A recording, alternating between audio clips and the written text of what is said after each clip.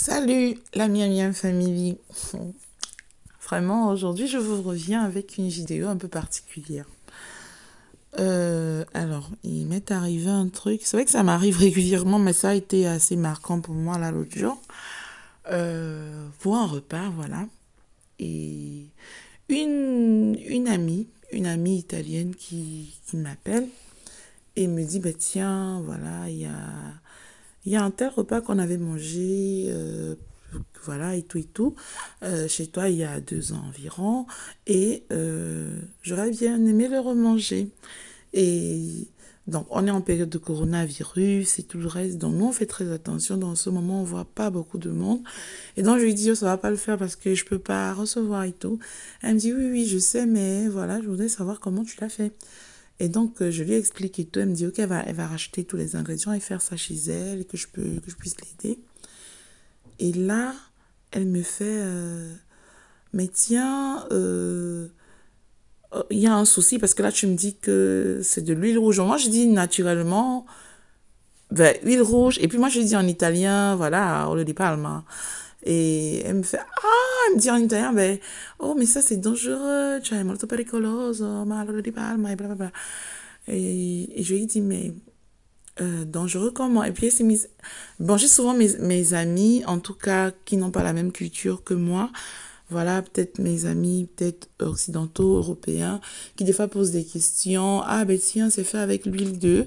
Et quand j'explique, je dis non, mais c'est pas l'huile de palme hydrogénée, en fait, voilà et tout. Mais elle, ça a été vraiment. Je sais pas comment je peux dire. Et là, je lui ai dit, ok, ok, ok, attends, on va s'asseoir et puis on va bien parler pour que tu comprennes ça très bien. Parce que là, tout ce que tu as eu comme notion, vraiment, ça, c'est de la désinformation dont tu as été victime. Et on a commencé à parler de l'huile de palme. Et elle m'a dit, écoute, franchement, dans l'imaginaire populaire, en tout cas du côté occidental, quand on parle d'huile de palme et qu'on diabolise l'huile de palme, on n'a même pas idée que c'est votre huile de palme à vous que vous utilisez sous la forme vierge, en fait.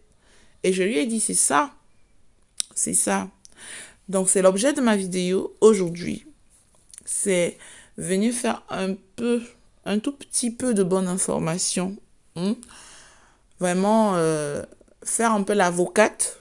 Mais pas faire qu'on peut faire vraiment l'avocate de l'huile de palme. Bon, là, déjà, ce que vous voyez à l'écran, c'est le palmier à huile. Ça, ce sont les grappes où se trouvent les noix de palme.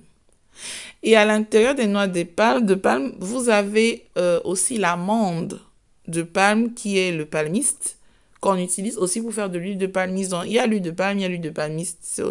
Et donc, ça, ce sont ces grappes-là. Voilà comment les grappes, on les décroche, on met au sol.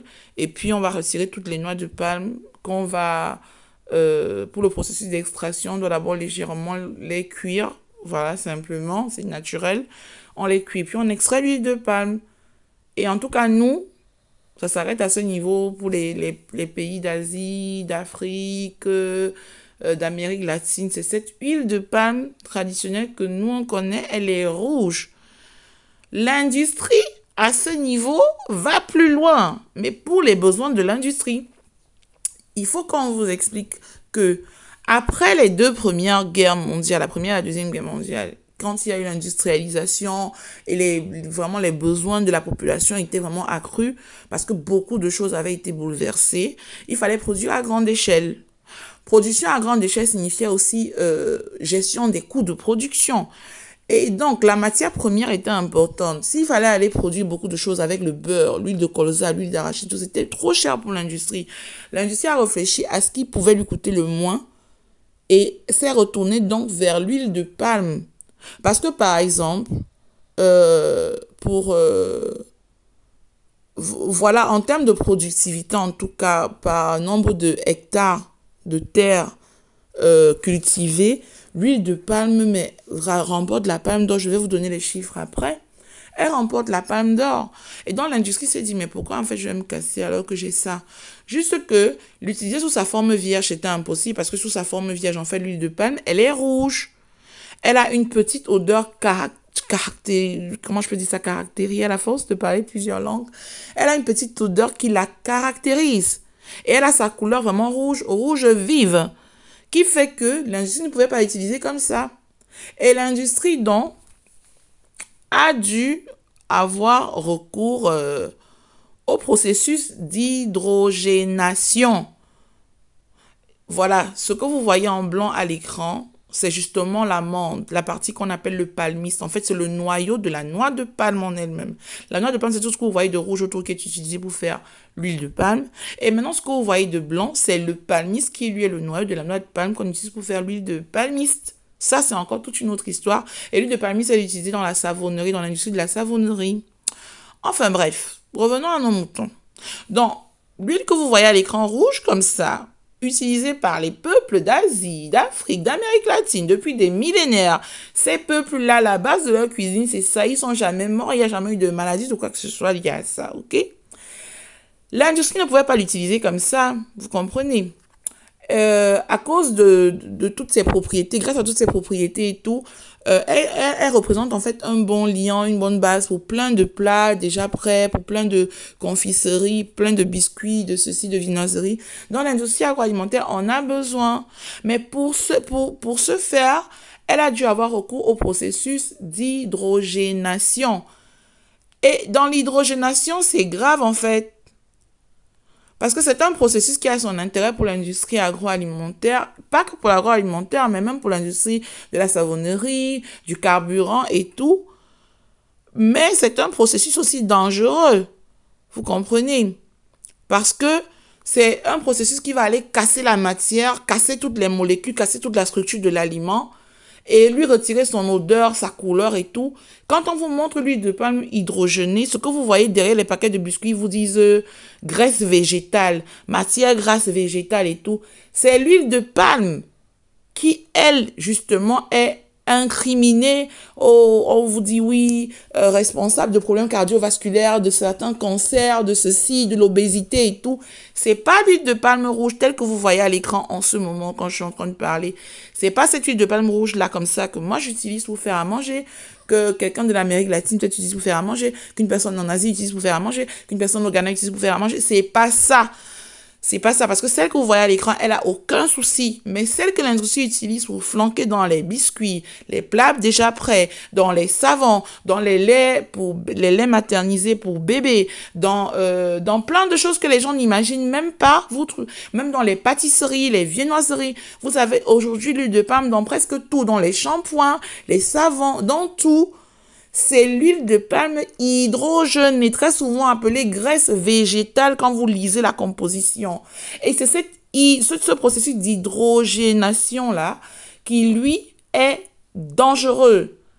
Mais l'industrie ne peut pas s'en passer parce que sinon sa production... Voilà, parce que sinon, comment elle fait pour produire des biscuits, des choses, des shampoings et tout sans que ça ait cette couleur rouge, sans que ça en ait l'odeur assez caractérisée de l'huile de palme. Donc, désormais, quand on vous parle d'huile de palme terrible, dangereuse et tout, rassurez-vous, c'est pas cette huile de palme-là. C'est l'huile de palme à partir du processus dont l'industrie vous la prend comme ça. Et maintenant, installe son processus d'hydrogénation qui va détruire, en fait, toutes les valeurs nutritionnelles, détruire toutes les qualités et tout. Maintenant, je vais aussi vous parler des bonnes qualités de cette huile. Bon, ici, vous voyez à l'écran, là, c'est la noix de palme sur la gauche. Vous voyez dans le vert, c'est tout rouge, c'est l'huile de palme. À droite, ce sont les noix de palmiste, donc le noyau de la noix de palme, l'amande de la noix de palme, ce que vous avez montré au milieu qui était blanc. Et l'huile que vous voyez qui est claire, en fait, ça, c'est l'huile de palmiste.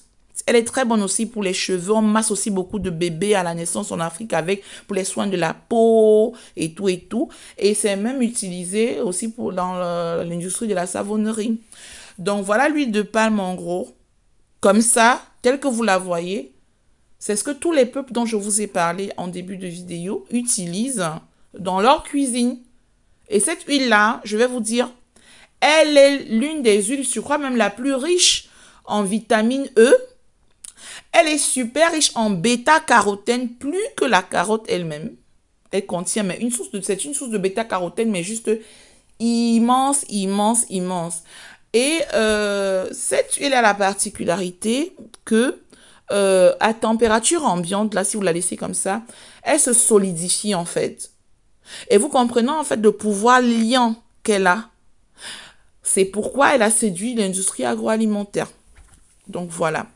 Maintenant, je vous parlais du rendement. En gros, par hectare de terre cultivée, je vais essayer de vous retrouver ça. Et en bas de la vidéo, peut-être, je pense que je vais vous laisser des sources. Voilà, ça c'est le palmier, hein. Ça c'est le palmier à huile. Ça c'est ce qu'on appelle un palmier à huile. Voilà comment ça se passe. Et après, vous allez voir, il y a des grappes, hein, comme des grosses grappes de noix de palme. Et c'est de là, voilà, que tout part.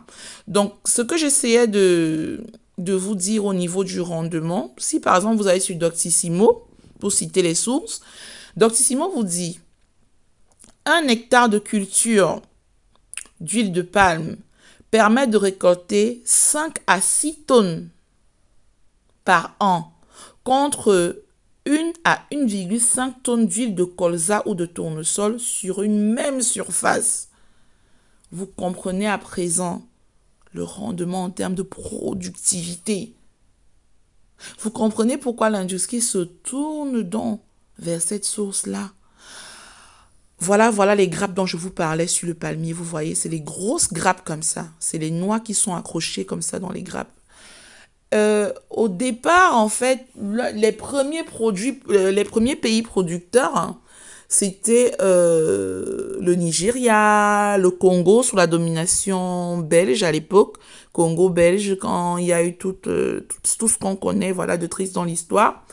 Il y a eu la Côte d'Ivoire, le Ghana, le Cameroun.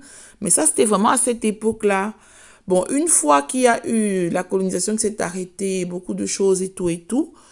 Et puis aussi, les ressources à un moment qui ont commencé à manquer.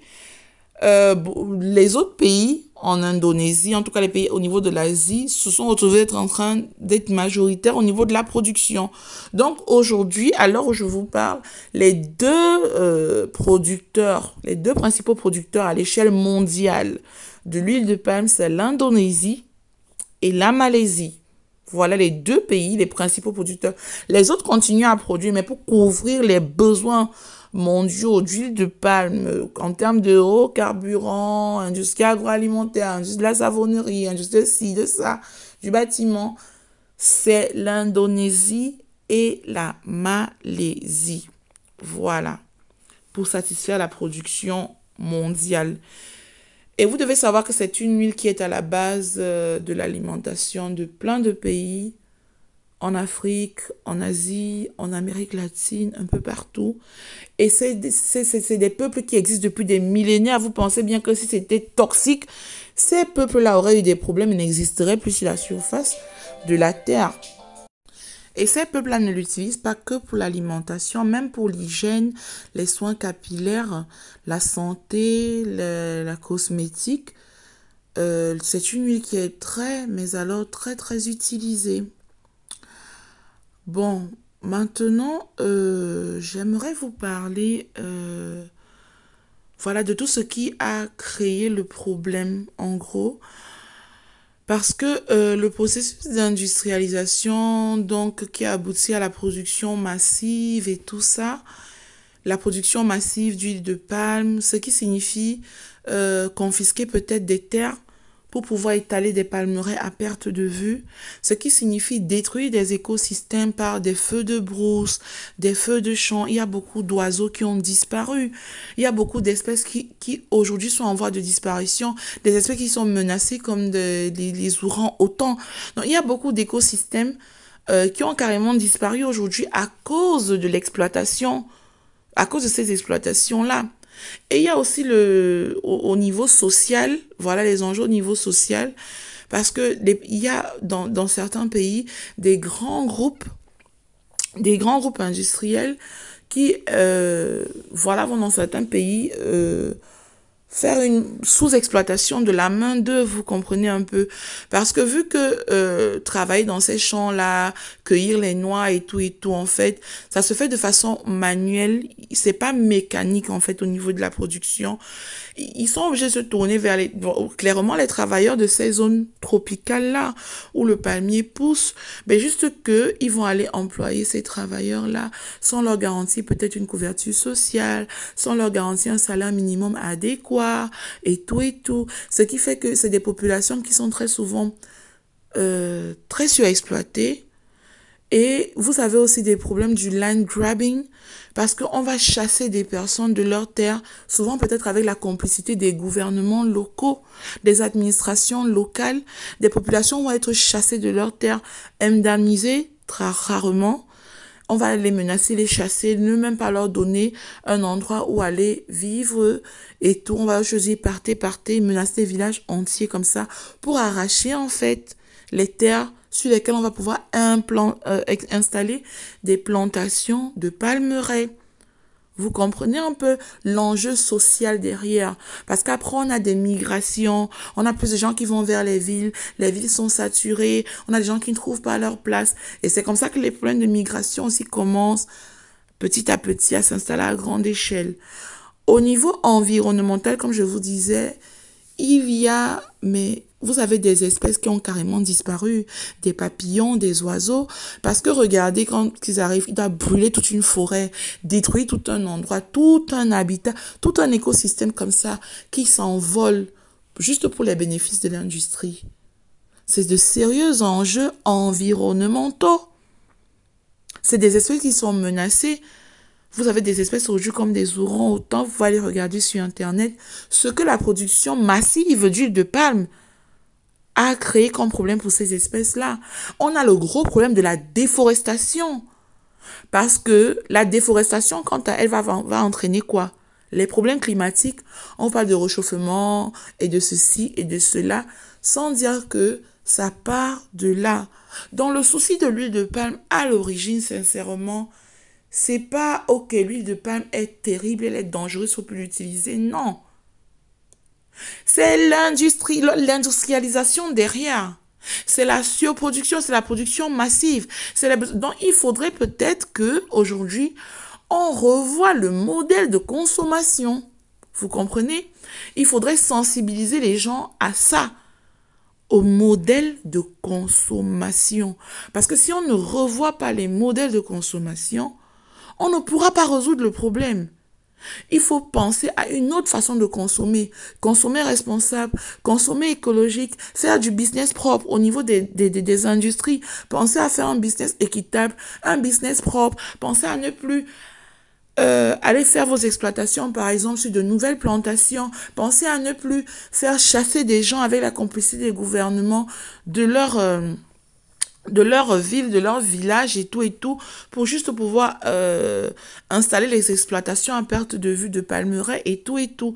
Donc, moi, peut-être, de par mes origines africaines, je ressentais le besoin de m'exprimer sur le sujet. Parce que en effet, au courant des années, j'ai l'habitude de dire, voilà, à chaque fois que j'avais à ma table des amis qui sont pas africains, parce qu'on reçoit beaucoup à la maison jusqu'avant l'arrivée du coronavirus, je vais toujours leur expliquer, ok, écoutez, bon, regardez à l'écran, ça c'est un exemple de déforestation. Bon là, quand c'est comme ça, la déforestation, vous imaginez quoi? Il y aura un chamboulement du rythme des saisons. On ne sait même plus quand est-ce que c'est l'hiver, quand est-ce que c'est l'été, quand est-ce que c'est la saison sèche. Par exemple, dans mon Cameroun natal, quand est-ce que c'est la saison des pluies. Les saisons sont chamboulées. Et quand les saisons sont chamboulées, c'est d'autres cultures qui sont affectées. Par exemple, l'arachide qui pousse peut-être en saison pluvieuse. La récolte ne va plus pouvoir se faire au mois d'août parce que voilà, rien n'a pu. Vous comprenez un peu. Il y a beaucoup d'autres problèmes qui sortent de là. Il y a des endroits où la famine s'est installée parce que les problèmes climatiques ont fait que il n'y a pas eu de récolte et tout. Et ces populations vont migrer vers ailleurs. Elles vont migrer vers d'autres villes, vers d'autres pays. Donc, c'est un effet domino, en fait. C'est un effet domino. C'est un problème qui se crée à un niveau. Et puis, voilà, ça s'enclenche comme ça. Au niveau de la santé aussi, vous voyez, l'huile de palme hydrogénée, qui vous appelle d'elle, si vous relisez vos paquets de biscuits, vos paquets de ceci, regardez, ça, c'est les espèces menacées. Parce qu'elles ont été chassées de leur habitat. Leur habitat a été détruit. Et ces espèces, certaines même ont disparu. Vous comprenez? Et je vous disais quoi? Quand il vous parle de graisse végétale, non, c'est l'huile de palme hydrogénée. C'est pas l'huile de palme naturelle que je vais mettre dans mon repas à moi, vous inviter à venir manger. Cette huile-là n'a aucun souci. C'est l'huile de palme hydrogénée de l'industrie qu'elle appelle après graisse végétale, matière végétale, machin et tout et tout. C'est ça. C'est ça qui va vous créer des problèmes de certains cancers, des problèmes... voilà, d'obésité, qui va favoriser l'obésité, boucher les artères, créer des maladies cardiovasculaires. Oui, c'est l'huile de palme hydrogénée. Donc, vraiment, aujourd'hui, essayons de rétablir la vérité et de tous penser chacun comment responsabiliser. Hein, comment responsabiliser notre consommation. Et ça se passe au niveau de nos choix d'achat. Comment est-ce qu'on choisit d'acheter ce qu'on achète? Comment est-ce qu'on choisit de manger? Ne plus se tourner vers trop de plats préparés, les biscuits, tous les aliments ultra transformés, parce que tout ça après, ça mène à ça. Moi, j'espère que la vidéo vous a plu. Elle a été super longue. J'ai même pas pu vous dire tout ce que j'avais à vous dire. Si jamais elle vous plaît et que vous voulez une autre vidéo dans ce format, n'hésitez pas à me le dire. Ici, vous avez regardé cette photo pour la fin. Vous avez le fruit qui est utilisé pour l'huile de palme et le noyau du fruit, l'amande du fruit pour l'huile de palmiste qui sert pour l'industrie de la savonnerie et l'autre pour l'industrie agroalimentaire. Si la vidéo vous a plu, laissez-moi des likes et je suis prête à revenir pour des formats de vidéos similaires. C'était vraiment mon besoin de rétablir la vérité. Allez, ciao!